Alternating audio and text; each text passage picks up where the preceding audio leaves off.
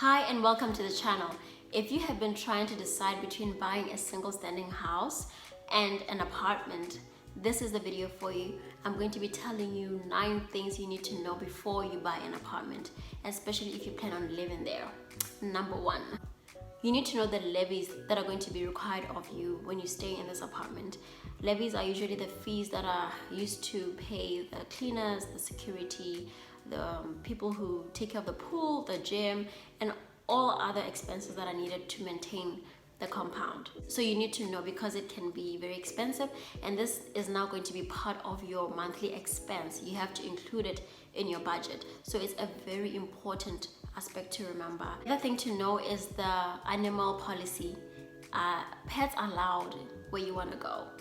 If you live in a single standing house, you will be able to have your pets. You will be able to keep pets, but then in an apartment, depending on where you are as well, depending on the location, they might not be allowed. Like where I live, no pets allowed. Tear. Number 3, super annoying if you ask me. 1 parking per person. This again varies. I'm going to be biased towards where I live, so 1 parking per person.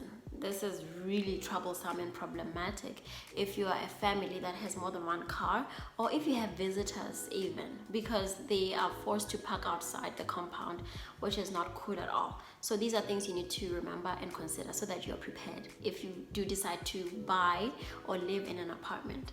The other thing is the very good security, which can be so good it's annoying as well.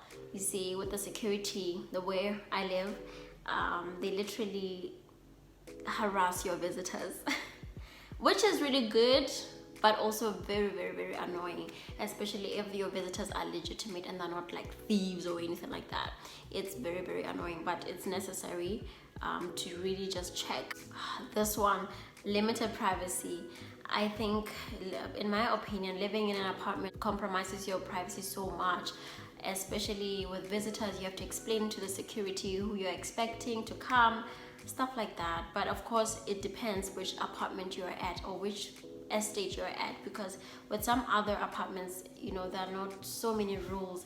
And again, like, because it's like one compound, like your every move, you just feel like you're watched, you know. And I remember the other time I wanted to sit at the balcony, and there was another person in that balcony, and we're like right across from each other, and it's just so weird. It's so weird. You don't know whether to say hi or not. Okay, this one though, you can't sing and shout like you can in a single standing house. My previous house, okay, the house that I lived at before, I could sing and shout as much as I wanted. But here, I do it a little bit, but I'm very mindful because I don't want to make noise for my immediate neighbors. Okay. You might also be limited as to the number of visitors you may have at a time.